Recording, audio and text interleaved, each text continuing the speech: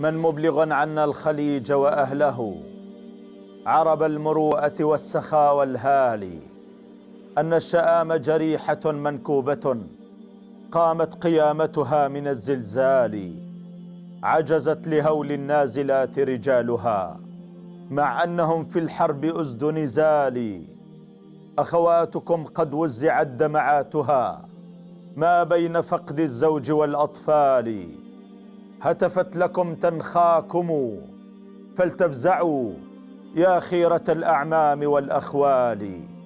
يا معدن العرب الكرام وناصر الدين الحنيف ومعقد الآمال، لا توكلوها للئام فإنها شر المصاب وأثقل الأهوال، لا تسلموها للغريب فيشتفي فينا وفيكم عصبة الأنذال.